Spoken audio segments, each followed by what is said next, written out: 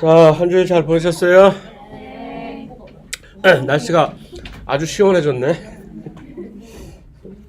목소리는 아직도 나는 돌아올 생각을 안 하고.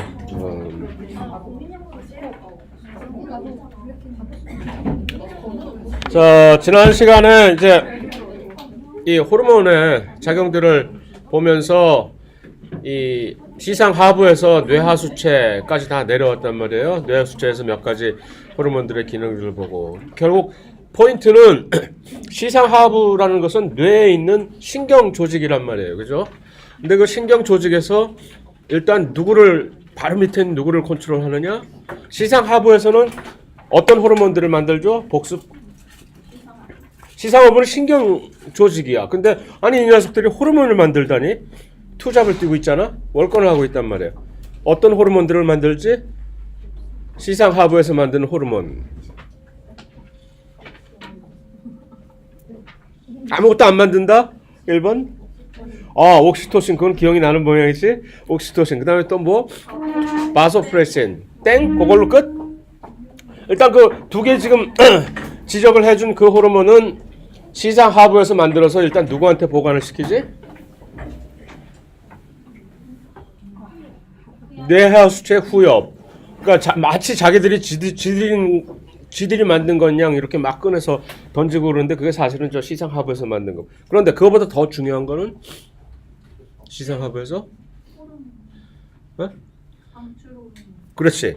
그 바로 뇌하수체에 있는 여러 가지 그 호르몬들을 만들 것인지 못 만들게 할 것인지 하는 그 방출 또는 억제 호르몬들을 시상 하부에서 또 만드는 말이지.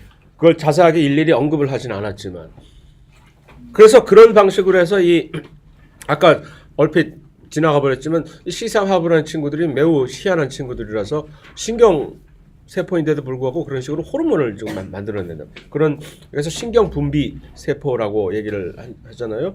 그래서 그 친구들이 결국 있음으로 해서 신경계가 전체적으로 이 내분비계를 조절을 해버리는 거지. 너희들은 내 밑에 있어라 하고. 왜? 바로 그 시상하부가 조절을 바로 하는 그 뇌하수체가 바로 내분비계들, 내분비샘들 중에 대빵이거든. 제일 위에 있으면서 거기서 또 이제 막 호르몬들을 만들어서 밑에 갑상선을 지금 조절을 하고, 갑상선에 또 딴 것을 막 조절하고, 그 관계를 지금 얼핏 내가 열심히 강조를 한다고 했지만 아마 내 마음만큼 전달이 되진 않았을 거란 말이에요. 그런 식으로 해서 이제 관련이 되는 거죠. 그러면 여기서는 이제 빠진 거지만, 집어넣지는 않았지만, 그러면 완전히 이 내분비계들은, 호르몬을 만드는 이 내분비계들은 정말로 이 신경계에 의한 갑을관계에서 을이네 맨날. 신경계는 갑이고 내분비계는 을이다. 언제 우리가 이거를 복수할 기회는 없을까 혹시?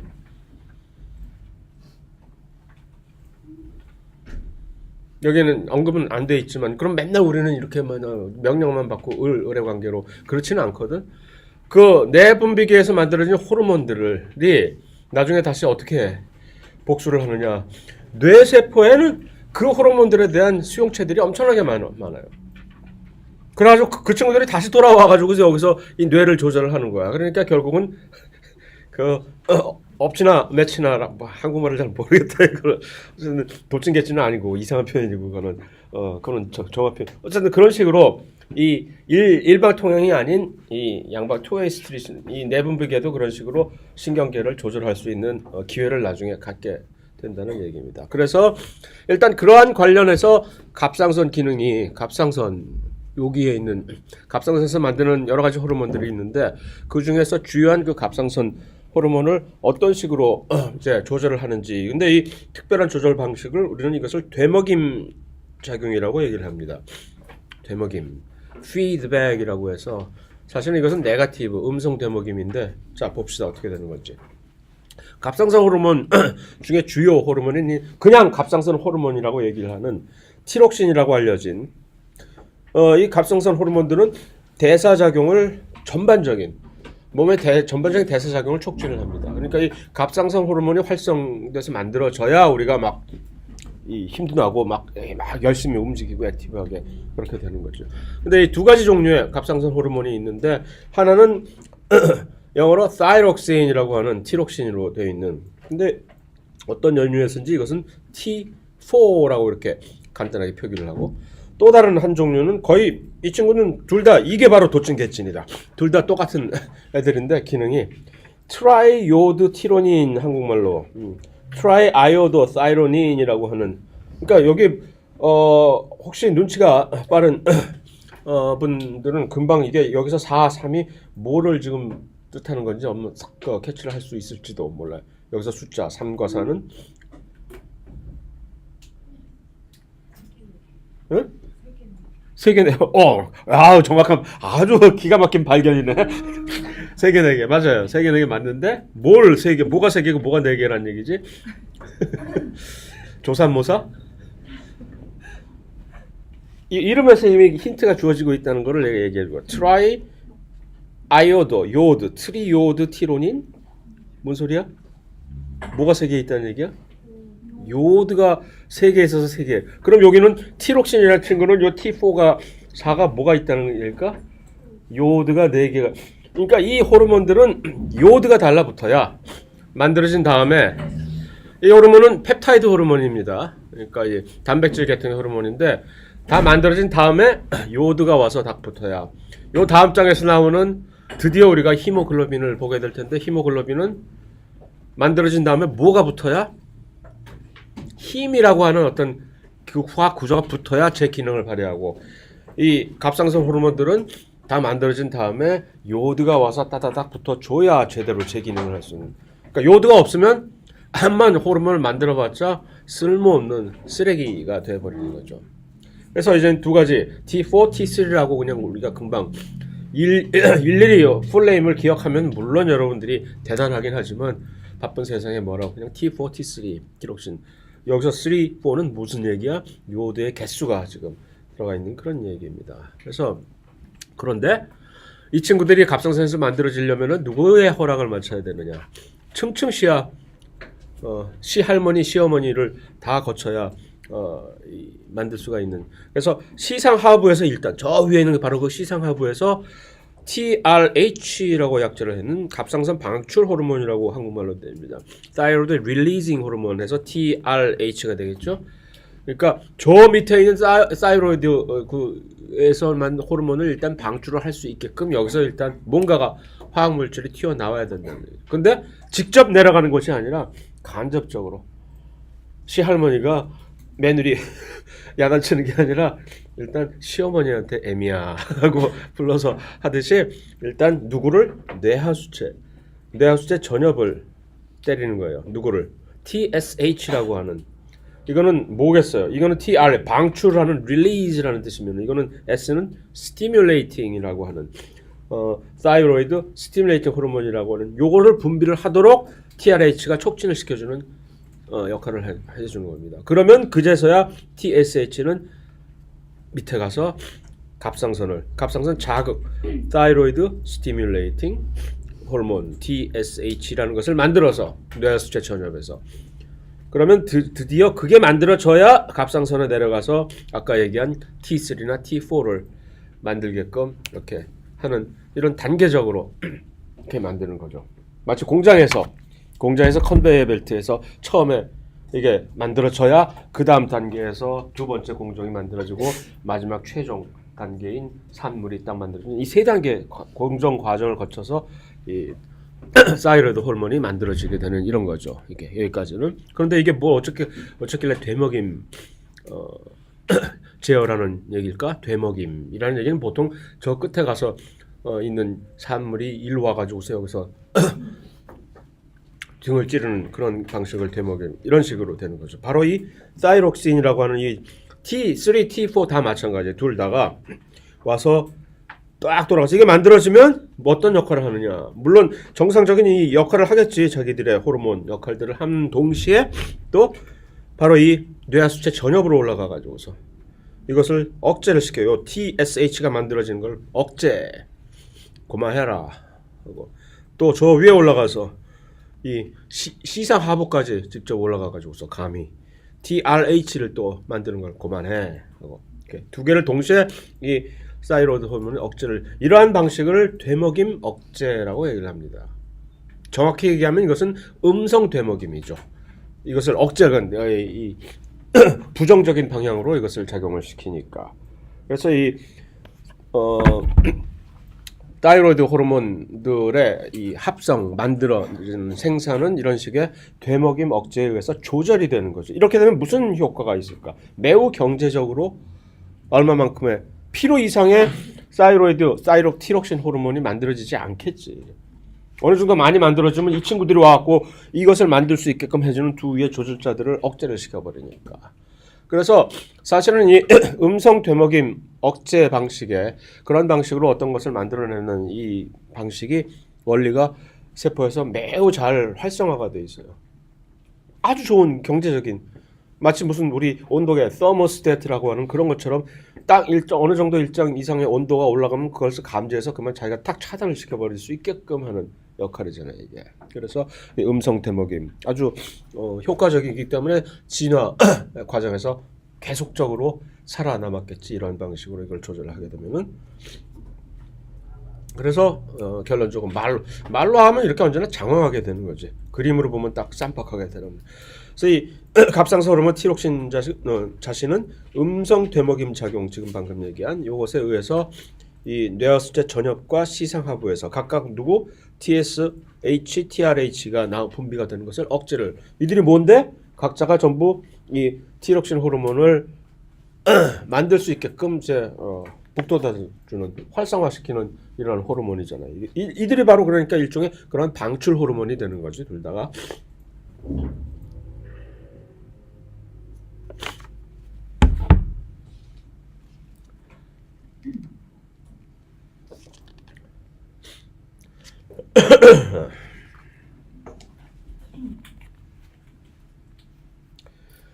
자, 그런데 이 음성 되먹임 작용 요거에 쓰여질 수 있는 티록신은 그냥 만들어진 티록신이 아니라 완전히 활성화된, 그 얘기는 뭐가 붙어야 된다고?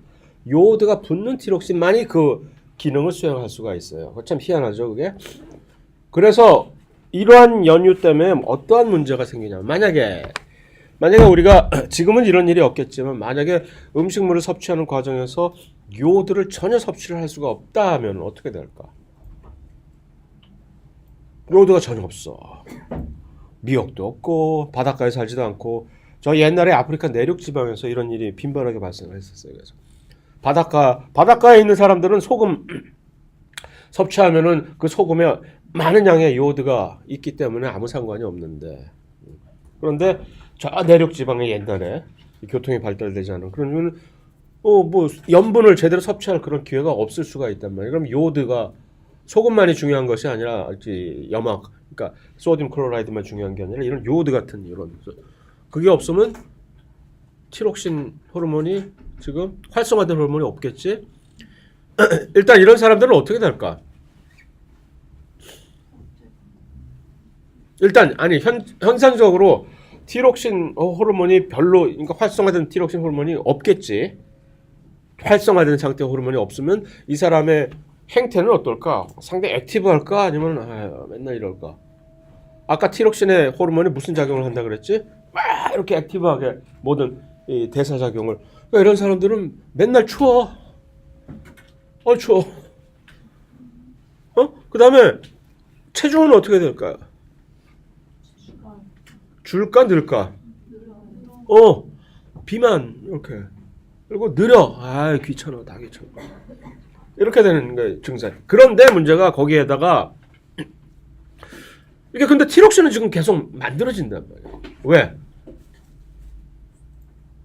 타이로이드 이 호르몬 자체를 이렇게 막 억제를 하는 기작이 전혀 없어진 거예요. 왜냐하면 활성화된 티록신이 없으니까 음성 되먹임이 안 일어나니까 여기는 계속해서 활성화돼서 하다못해 여기가 점점 부어오르는 거예요. 그래서 이거를 갑상선 근종이라고 하는, 사진에 안 나오나? 사진에 여러분 가지고 있죠. 그래서 이 요오드가 없으면 음성 되먹임 억제 작용이 없어서 일단은 그러한 전체적인 현상을 갑상선 기능 저하증이라고 얘기를 하는데, 그러면 갑상선 기능 저하증 사람들은 지금 방금 얘기한 것처럼 대사작용이 상당히 저조하고 체중이 늘고 그다음에 춥고 막 이렇게 행동이 느리고 이렇게 되는 거지. 거기다가 그것이 이제 좀 더 심화되면은 이 음성 대먹임 작용이 안 되기 때문에 이런 여기가 부르는 갑상선 근종이라고 하는 영어로 고이터라고 하는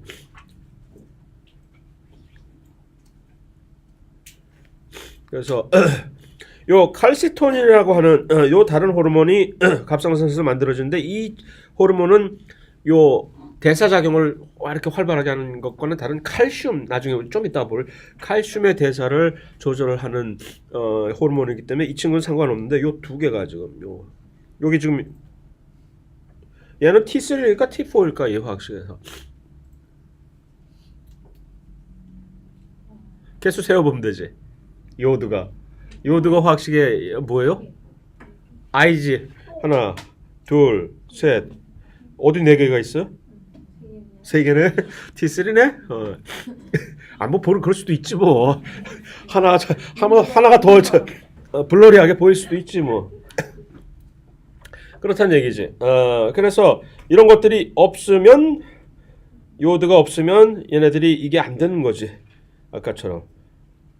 그래서 이게 안 되니까 여기서 계속 TRH, TSH가 계속 나와서 계속 티록신 계속 호르몬은 계속 만드는 겨. 그러니까 계속 만들려니까 바쁘니까 이게 부어오르는 그런 거죠. 그래서 이런 갑상선 종이 그러한 연유로 생기게 되는 겁니다. 이렇게. 이제는 이런 일이 없지. 요오드가 없는 일이 거의 없을 테니까. 그래서 혈압도, 체중도, 근무력, 추위 견디지 못하고 이런 것들이 좀 대표적인 일종의 증상이 되게 되는 거죠. 반대는 어떻게 될까? 만약에 갑자기 이런 일이 아니라 갑자기 뭐 어떤 연유로 갑상선의 기능이 워낙 훨씬 더 비정상적으로 활성화가 돼서 활성화된 형태의 티록신 호르몬들이 많이 만들어지면 어떻게 될까? 바로 이 정반대 현상들이 나타나지 않겠어요? 살 쫙 빠지고 근데 살 빠지는 건 좋은데 너무 액티브하지 않을까? 사람이 정말 신경쇠약 걸리게 될 정도로 하이퍼하게 되는 거예요. 조금만 일에 되게 불안해하고 느긋하지를 못하고 그냥 막 불안. 그거 오히려 훨씬 더 이거보다 더 문제가 되지 않을까? 많은 경우에 그렇게 돼요. 그래서 이런 더더군다나 많은 경우에 이것을 이제 그레이브병이라고 하는 거에 바로 그런 건데 눈도 그냥 퍽 튀어나오고 이상하게 그런 보기에도 그다지 별로 아름답다라고 하는 게 좀 편견이고 그다지 일반적이지 않아요. 그래서 그렇게 됩니다. 불안 이거 열도 많이 나고 말이야. 그러면 이건 항진증인 하이퍼 많다는 얘기죠. 하이퍼타이로이디즘. 아까는 적다는 하이포타이로이디즘으로 영어로 이렇게 구분을 시킵니다. 갑상샘이나 선이나 똑같아. 한국말로 이걸 어떤 때는 셈이라고 그러고 선이라고 그래서 뭘 어느 장단에 맞춰야 될지 몰라서 막 혼동돼서 써요. 분비샘, 분비선 뭐 이렇게.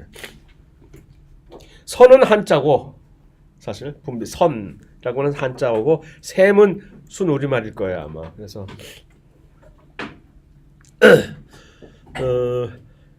자, 그것이 이제 일단 대먹임 억제 작용에 의한 갑상선 티록신 계통의 호르몬의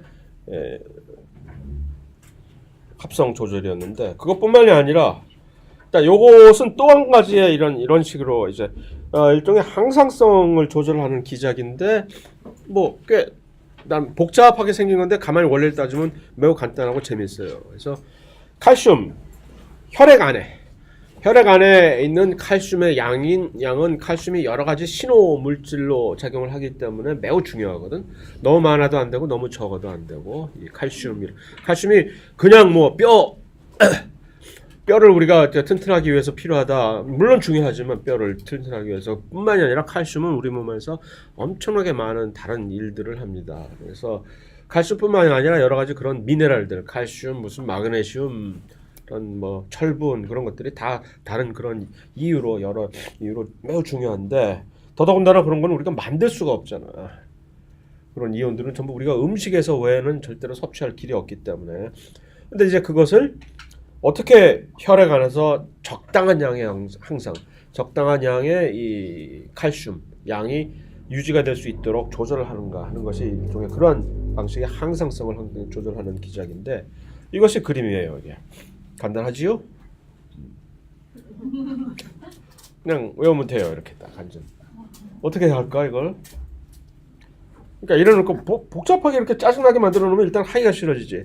하지만 가만히 생각해 보면 일단 이렇게 하나하나 차근차근히 정리를 하면은 뭐 아무 문제가 없이 쉬운 거. 일단 이렇게 딱 봤을 때 이런 복잡한 어떤 일이 전개가 될 때는 일단 주인공이 누군지, 마치 영화에서 주인공이 누구고 무대가 어디고 하는 거를 딱 정리를 딱 하면은 대충 감이 잡히듯이 주인공이 먼저부터, 주인공이 네가 악당인지 선한 역인지 먼저 그걸 딱 파악을 해놓고 딱 보면은 쉽습니다. 그런 방식에서 일단 주인공 두 친구의 이름을 그것만 기억하면 돼요. 여기서 하나는 PTH라고 하는 주인공, 또 하나는 칼시토닌이라고 좀 전에 봤죠? 칼시토닌이라고 둘 다 호르몬이에요. 일단 PTH는 호르몬, 왜 얘가 파라타이로이드 호르몬이라고 하는 갑상선이 이렇게 딱 있으면 그 양 겉에 쪽에 부갑상선이라고 하는 파라타이로이드라고 하는 아주 조그만 네 개의 또 샘이 분비선이 있거든요. 그것을 이 부갑상선이라고, 마치 고목남에 매미 붙은 것 같은 그런 형식 조그맣게 이렇게 이가 있는데 그 부갑상선에서 만들어진 호르몬입니다. PTH. 요거 하나만 기억하면 되는 거지. PTH 넌 부갑상선에서 만들어진데 그거야 뭐 그렇다 치고 뭐하는 넌 뭐하는 친구냐? 자꾸 이상한 비속어가 나오려고 해서 친구라고 하고 놈이라고 자꾸 이게 먼저 튀어나와서 이걸 좀 조심해야 되는데 뭐하는 분이냐? 너는 혈액 칼슘을 증가시키는 역할을 한다. 그것만 알아두면 돼. PTH는 칼슘을 증가시킨다. 그러면 반대로 칼시토닌은 이건 항상성 조절. 항상성은 언제나 시소식으로 왔다 갔다 하는 거니까 칼시토닌의 역할은 뭐겠어요? 칼슘을 감소시키는 어디서? 넌 어디 살아? 나는 갑상선에서 산다. 요것만 파악이 되면 그 다음에는 이제 활동 무대가 어딘지만 파악을. 자, 활동 무대는 어디일까? 이 일을 PTH와 칼시토닌은 둘 다 서로 반대 방향으로 혈액의 칼슘을 조절을 해야 돼요. PTH는 칼슘을 향상, 증가, 칼시토닌은 칼슘을 감소시켜야 돼. 둘 다 어디 가서 이 일을 수행을 해야 가장 좋을까? 칼슘이 필요합니다. 칼슘을 일단 혈액 안에서의 칼슘 양이에요. 그러면 PTH는 칼슘을 증가시키기 위해서는 어디 가서 칼슘을 벌어와야 될까? 뼈 하나 한 군데. 그렇지, 가능해. 뼈. 또 뼈 가서 뭐 어떻게 하면 얻어올 수 있을까? 긁어와야지. 그래서 야, 내가 이따 아까 준 칼슘 내놔. 그래서 즉즉 긁어오겠지. 그 한 가지 방법. 그러면 혈액에 칼슘이 올라가겠지. 또 다른 방법은 뭐가 없을까요? 응? 콩팥? 콩팥에서 뭐 어쩌게? 좋은 지적인데 콩팥에서 어쩌라고?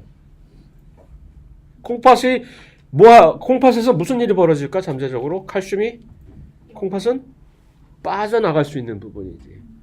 혈액에서 돌다가 소변을 통해서 잘못하면 칼슘이 빠져나갈 수 있는 데지. 그러면 어떻게 해야 되겠지?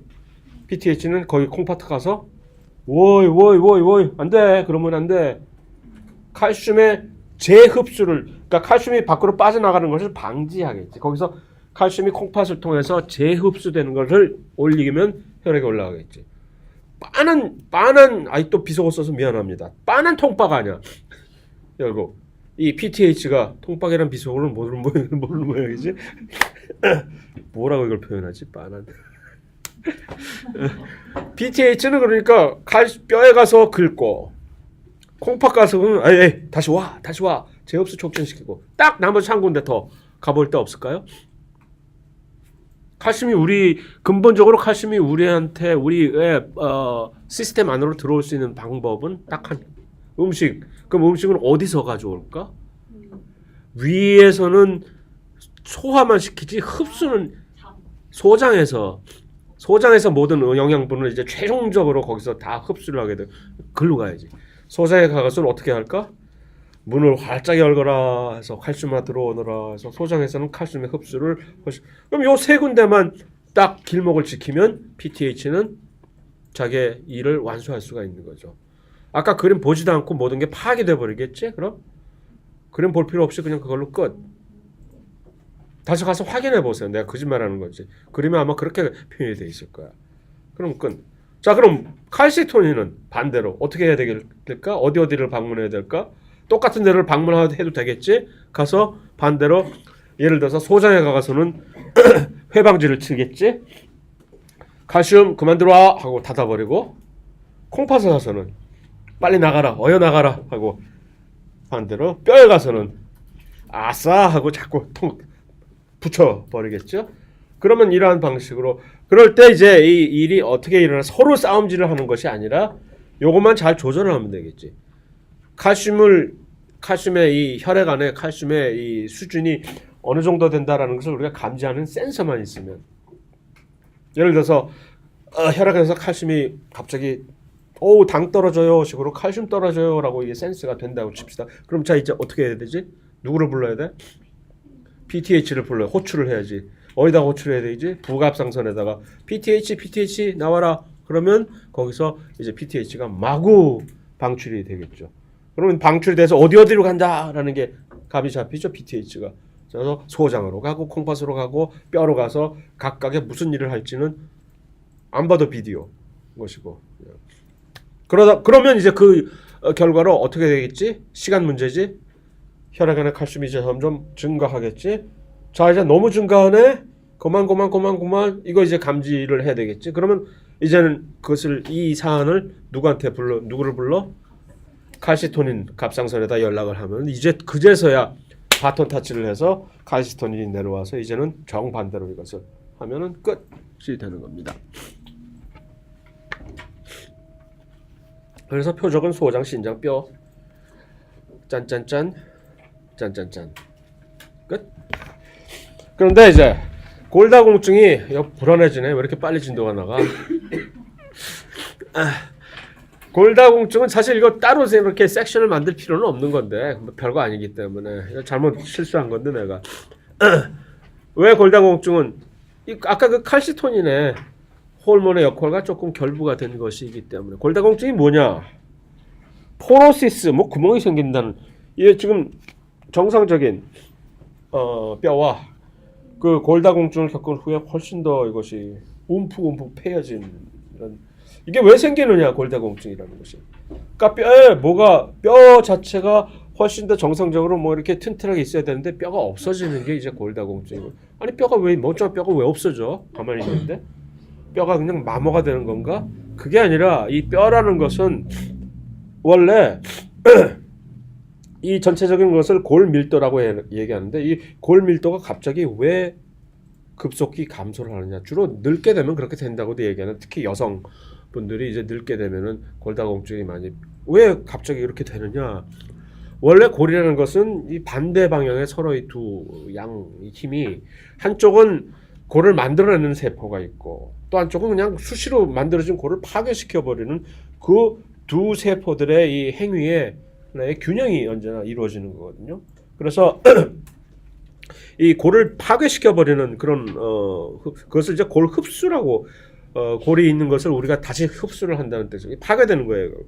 그래서 간단하게 파골 세포라고 한국말로 하면 쉽지, 파골. 근데 어떤 경우에는 파골 또는 용골 세포, 뭔가요 썼어? 용골 세포야 왜? 용골 세포 또는 파골 세포라고 이렇게 얘기를 하는데, 영어로 오스티오클레스트. 이 세포들이 결국 이름을 기억할 것이 아니라 어떤 세포들이 뼈를 파괴시킨다. 흡수 작용. 그러면 정반대로 다른 세포들은 이 친구들이 천사세포라고 치고 이 세포들은 악마세포라고 할까? 뼈가 우리한테 좋은 거니까. 골아세포라고 해서 골을 생성을 하게 만드는 세포들. 그래서 이게 평상시에는 어느 정도의 균형이 이루어져 가지고서 어느 정도의 양의 골 밀도를 우리가 유지를 하고 있다가, 근데 이게 점점 나이가 든다든가 또는 어떤 환경적인 스트레스라든가 호르몬이 좀 잘못된다든가 하면, 이제 특히 이제 여성 호르몬인 에스트로겐이라고 하는 에스트로겐 이 수위가 많이 떨어지게 되면 이게 조절이 잘 안 돼 가지고서 급속하게 떨어지게 되는 거죠. 그게 이 그림인데, 그래서 이 에스트로겐 같은 성호르몬 분비가 장애가 생긴다든가 또는 늙어서 훨씬 그게 원활하게 되지 않다든가 내분비 기능 장애 이런 것들 때문에 이제 유발이 되는데, 이것을 방지할 수 있는 기작은 뭘까? 그러면 일단 탁 떠오르는 게 바로 이거 아니겠어요? 칼시토닌이. 왜냐면 아까 칼시토닌이 뭐 하는 거였지? 갖다 붙이잖아요. 그래서 이 그러한 호르몬 요법으로 만약 이것을 방지를 하려고 한다면 칼시토닌의 수위가 높아지면 이것이 될 수가 있다. 비타민 D도 아까 저 그림에서 보면은 뼈에 있는 칼슘을 양을 흡수하기 위해서는 이 비타민 D가 필수적으로 간접적으로 작용을 해야 되기 때문에 비타민 D가 필요한 것이고, 얘는 왜냐? 당연히 아까 그 뼈 뼈는 사실 칼슘과 이 인산이 이 두 개가 합쳐갖고 침전물을 만드는 다음에 거기에 살아있는 세포가 뼈에 허옇게 지금 보이는 그 부분은 전부 이 칼슘하고 인산이 이렇게 침전된 그 부분이에요. 그 안을 파고 들어가야 살아있는 뼈가 보이는 거죠. 그래서 골수라고 하는 그 안에 있는 그 내용물도 있고 핵도 있고 하는 것들은 두꺼운 이 칼슘하고 이 인산의 층 안에 있는, 그래서 이 우리 뼈의 단단한 이 부분은 사실 이 친구들이 만들어내는 것이니까 이게 섭취가 많이 돼야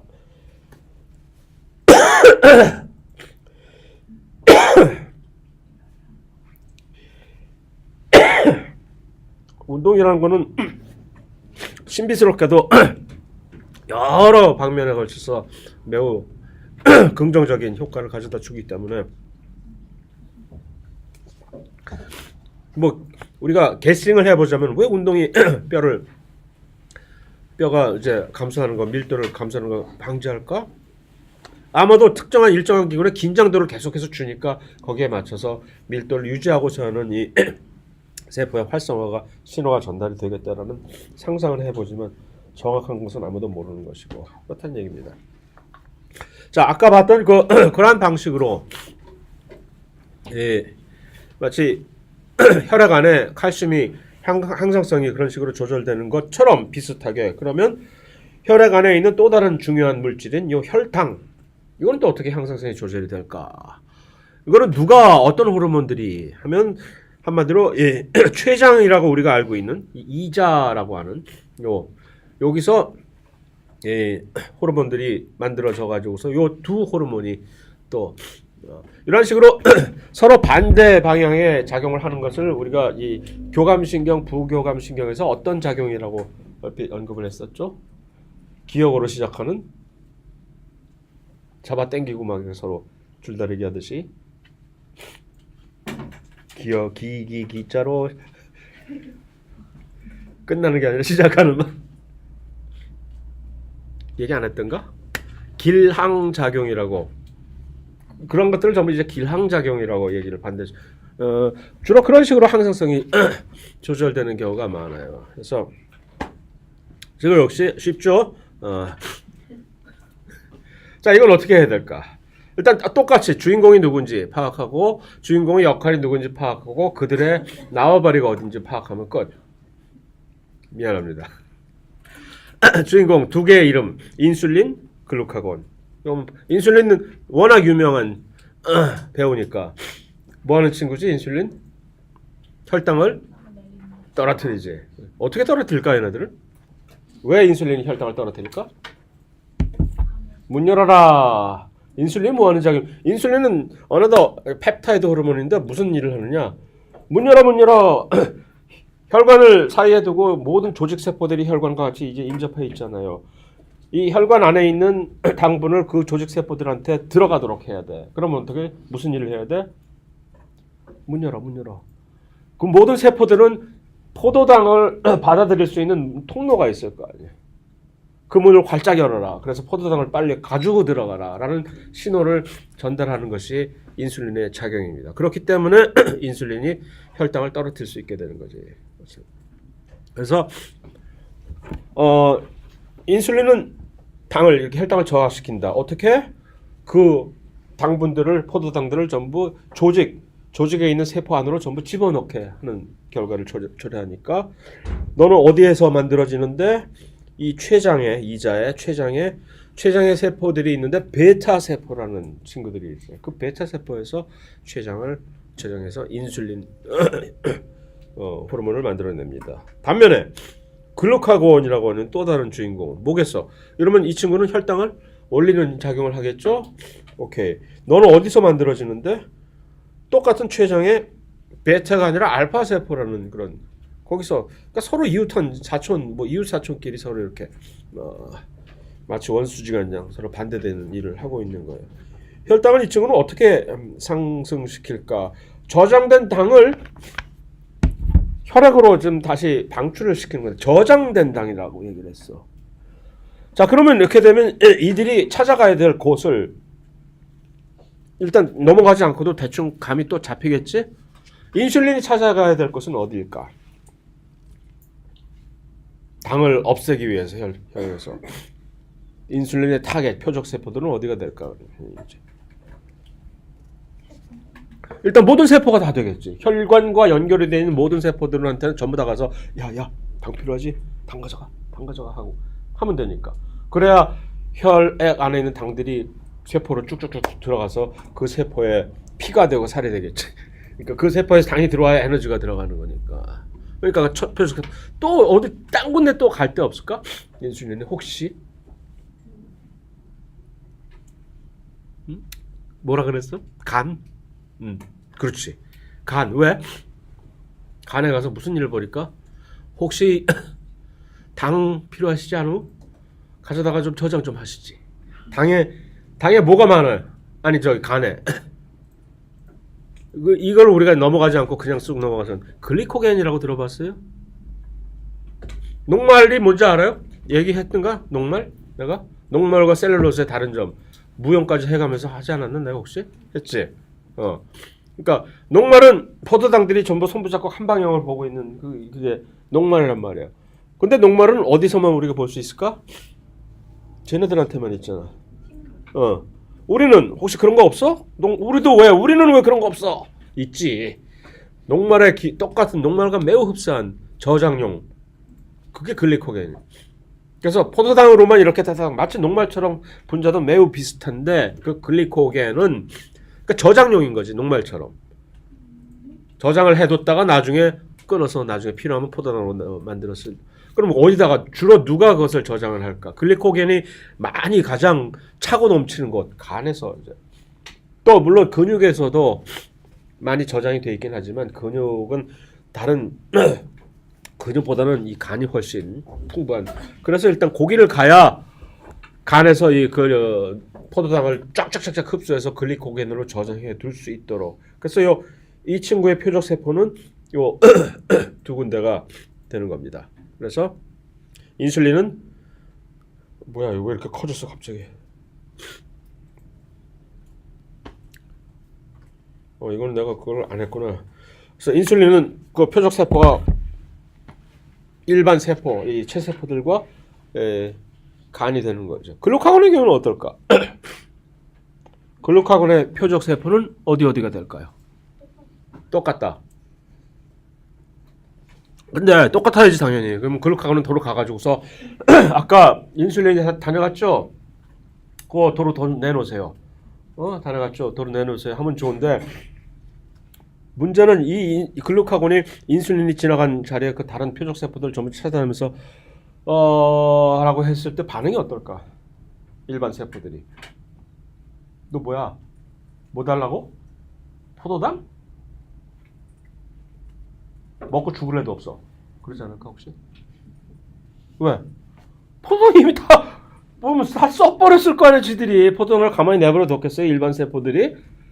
그러니까 헛걸음 하는 거지. 만약 이 글루카곤이 나도 인슐린처럼 모두 가가호 방문해서 다시 인슐린이 집어넣었던 그 포도당을 다시 끄집어 와야 되겠다는 아주 그런 얄팍한 생각으로 딱 들어갔다가는 실패. 없거든.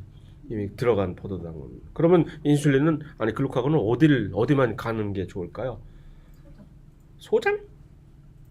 포도당 흡수하게.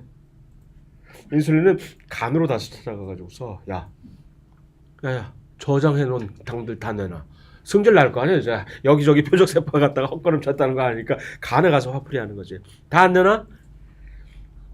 간에 전부 다 풀어가지고서 그러면 간에서는 글루카곤에 그래서 요거 보면은 저기 처음에 우리 호르몬 펩티드 호르몬 스테로이드 호르몬 그 기능 작용할 때 그걸 한번 잘 보세요. 레이블링 뭔지 거기에 글루카곤 그 밑에 글리코겐이 포도당으로 그 그림일 걸 그거 안 봤구나 그 여러분들 거기에. 그래서 이제 간에 가가지고서 그런 식으로 저장된 당을 다시 포도당으로 저장된 글리코겐을 포도당으로 만들어서 이것을 방출하도록 이렇게 신호를 보냅니다.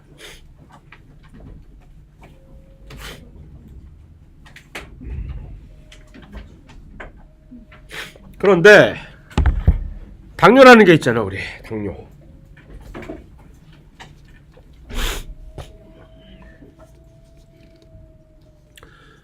당뇨는 왜 생기느냐? 일단 두 가지 유형이 있는데 여기 내가 그 두 가지 유형을 둘 다 자세하게 써놓지 않았을 걸. 있긴 하네. 그림이 없어서 그렇지. 첫 번째 일형 당뇨라는 것은 인슐린 의존성이라고 얘기를 하는데 주로 많은 경우에 물론 유전적인 이 경우가 많긴 하지만 이것은 자가 면역 질환입니다. 이게. 그래서 자가 면역 질환이라니 결국 우리의 면역 세포가 이 베타 세포를 적인 줄 알고 파괴해 버리는 경우가 많아요. 그래서 그러면 베타 세포가 없으면 인슐린을 못 만들어내잖아. 그래서 또 많은 경우에 이것이 왜 베타 세포가 이렇게 파괴되는지 요즘 연구를 막 해봤더니 이게 또 우리가 봤던 그 알츠하이머라든가 무슨 파킨슨이라든가 광우병처럼 이것도 역시 거기에 있는 어떤 단백질이 그 베타 세포 안에 있는 어떤 특정한 단백질이 뭉쳐가지고 구조가 이상해서 뭉친 다음에 세포가 파괴되는 뭐 이런 또 똑같은 방식을 겪고 있더라는 얘기지. 그래서 그놈의 단백질 구조라는 게 언제나 이렇게 골칫덩어리구나라는 게 여기서도 또 발견이 최근에 이제 정보예요. 어쨌든 그래서 일형 당뇨는 전부 인슐린이 완전히 절대적인 인슐린 양이 없어지는 거예요. 이 베타 만들어내는 베타 세포가 없어져 버리기 때문에. 그런데 일반적으로 저 당뇨병 걸리는 환자들을 전부 조사해 보면 일형 당뇨인 사람은 거의 없어요. 그러니까 90% 이상이 당뇨의 사실 90% 이상은 제2형 당뇨로 인슐린 비의존성이라고 물론 이렇게 하지만 훨씬 더 정확한 표현은 이것은 인슐린 민감성이라고 얘기해요. 훨씬 더 그것은 좋은 정보가 민감성이라니 민감도가 떨어지는 거죠. 인슐린에 대해서. 그러니까 똑같은 효과를 보기 위해서 옛날에는 보통 정상인은 요만큼만 인슐린만 쳐도 그것이 반응이 되는데 이 2형 당뇨를 겪고 있는 사람들은 똑같은 효과를 보려면 인슐린을 저기다 포대로 갖고 와서 쏟아 부어야 겨우 똑같은 반응을 보일 정도로 각각의 인슐린에 대해서 반응의 민감성이 훨씬 떨어져 버리는 거지. 그러니까 사실은 인슐린이 없는 거와 마찬가지가 되는 거죠. 아무리 인슐린이 많아도 결과적으로는 인슐린이 부족한 것 같은 그런. 그래서 2형 당뇨인 사람도 치료를 하려면 그냥 인슐린 주사 놔야 결국 치료를 할 수 있는 이 사람들은 원래 그 자체 내에서는 인슐린이 몸 안에서 인슐린이 덜 만들어지는 건 아닌데 그래서 그렇게 되는 거예요. 왜 2형 당뇨가 생기는 건지는 여러 가지 이유가 있고 정확한 원인은 잘 모르는데 아직도. 근데 역시 뭐 이런 거 안 하면 체중 줄이고 운동 많이 하면 그런 거 없어지더라. 뭐 그런 것 정도는 알아요. 그 다음에 이거 많이 마시면 없어지더라. 그것도 역시 좋아. 커피 이렇게 나같이 거의 광적으로 커피 팬인 사람은 당뇨 걸릴 이유가 없어요. 진짜로. 내가 유전적으로 당뇨가 유전이 흐르고 있는데도 우리 집안에 우리 할아버님 당뇨로 돌아가셨고 아버지 당뇨 뭐 고모들 다 당뇨인데 이렇게 내가 멀쩡한 이유는 오로지 이 커피라는 거죠.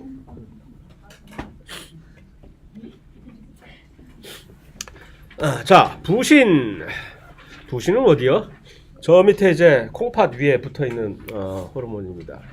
부신에서는 무슨 반응을 하냐면 스트레스를 이제 대처를 하는 그런 기능들을 합니다. 그래서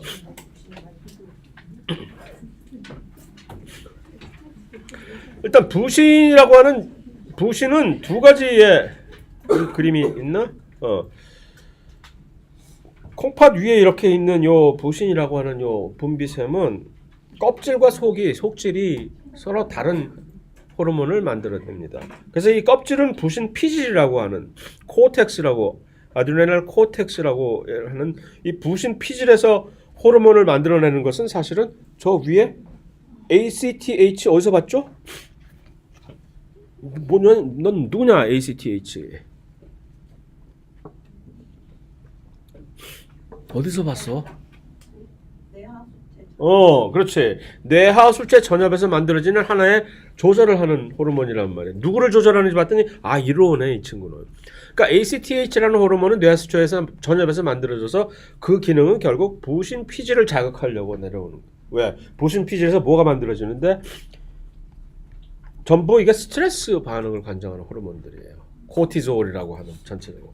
그래서 장기적인 이 스트레스 자체를 이 친구들이 이것을 관장을 하게 되는데 그냥 스테론이나 코티졸 전체적으로 스트레스 반응을 관장한다라고만 알아두면 돼요. 여러 가지 복잡한 반응들이 있기 때문에 그래서 이것을 만드는 데는 뇌하수체 전엽에서 일단 이것이 그러니까 뇌하수체 전엽에서 이미 스트레스는 감지를 하겠지. 스트레스 상황은 우리가 이거 여러 가지 다른 신경적인 상황으로 감지를 하는 거 아니야. 이거 스트레스 쌓이네. 드디어 시험이 일주일밖에 안 남았네. 뭐 공부는 하나도 안 했네. 이제 시작되는 거야 스트레스가. 그러면 뇌하수체 전엽을 신경계가 이제 시상하부에서 뇌하수체로 결국 그런 것들을 이제 때리면 여기서 아이고 하고 이제 이렇게 되는 그런 겁니다. 그래서 이러한 스트레스는 장기적인 스트레스 반응을 그래서 전체적인 스트레스 반응은 뭐냐면 여러 가지 다양한 여러 가지 세부적인 일들이 있지만 전체적으로 스트레스상에서 훨씬 더 잘 견딜 수 있도록 적응을 시켜주는 반응이거든. 그러니까 전체적으로 에너지를 좀 더 사용을 할 수 있게끔 스트레스 잘 이겨내라. 이제 응원을 보내는 그런 반응이죠. 네가 지금 스트레스 받고 있지만 열심히 어떻게 되든 잘 이겨내길 바래. 그래서 같이 살 수 있기를 바래라고 하는 그런 뜻에서 그러니까 전체적으로 에너지를 사용을 증가시키는 여러 가지 다양한 대사 반응. 에너지 사용을 증가시키면서 이것을 원활하게 그 에너지를 원활하게 보내려면은 심장이 훨씬 더 열심히 일을 해서 그러면 그 결과로 혈압이 이제 상승이 되겠죠. 많은 그런 것으로 대비될 수가 있는 그런 반응들이에요. 이게. 그런데 이게 이렇게 그런데 여기서 보면 이거 뭐지? 이 그림에서 보면 이 결국 아까 그 부신 피질에서 나오는 그 코티졸 계통의 그 스트레스 호르몬들의 합성 생산은 어떤 방식으로 조절이 된다? 이 그림을 보면 아까 우리가 얘기했던 그 방식 또 나왔네. 음성 되먹임 작용에 의해서 또 이렇게 되는 거네. 그러니까 너무 과도한 스트레스 받아서 혹시 세상을 하직하는 일이 발생하지 않도록 조금만 발생하면 자 됐어 그만하고 올라가서 이들이 그러니까 저 시상 하부까지 올라가는 거지, 그지? 그래서 이것들을 전부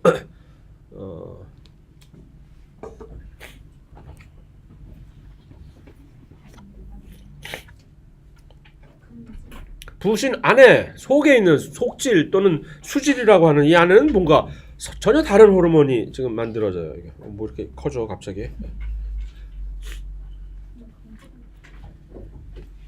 이것은 아까 좀 전에 본 거는 부신 피질에서는 이 장기전으로 돌입하는 그 스트레스 반응인데 아주 잠깐 동안 아주 스트레스 받고 할 때 아까 얘기한 바로 이런 거 호랑이가 나타났다라고 하는 그런 스트레스일 때는 장기적인 스트레스로 우리가 호랑이가 바로 저 앞에 보이니까 어떤 뭐 일주일 계획을 세워서 저 호랑이와 대화를 나눠본다 뭘 한다 하는 뭐 그런 방식은 아니잖아요. 지금 빨리 한판 붙을 건지 도망갈 건지를 빨리 결정해야 되는 그런 단기 스트레스 반응에서는 뭐라 그랬어? 호르몬이 지금 나설 일이 아니라고 했지. 그렇기 때문에 신경계가 이제 교감신경계가 바로 그 단기 스트레스에서는 빨리 작동을 해야 되는 거죠. 그래서 그 교감신경계가 누구를 건드리느냐? 바로 이 부신 수질에 있는. 그래서 부신 수질에서는 바로 요것이 이제 신경 전달 물질이면서도 호르몬이 되는 거죠. 에피네프린의 또 다른 이름은 뭐라 그랬지? 아드레날린이라 그랬지. 그러니까 아드레날린, 노르에피네프린이라고 하는 두 개의 호르몬이면서도 신경 전달 물질.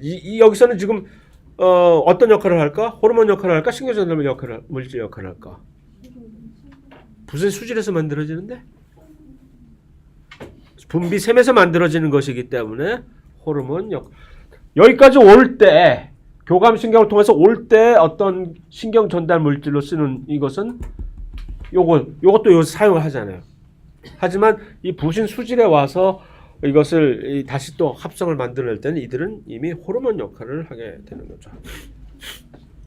그래서 이렇게 딱 이렇게 된다는 얘기인데 밑에 단기 스트레스 반응이 몇 개 쫙 있고 장기 스트레스 반응이 쫙 나열이 되어 있는데 그거 일일이 외울 필요는 전혀 없는 것이고 그냥 구분을 해서 본 것이고 다만 누가 남의 사진을 함부로 도용을 했는지 그건 내가 모르겠어요.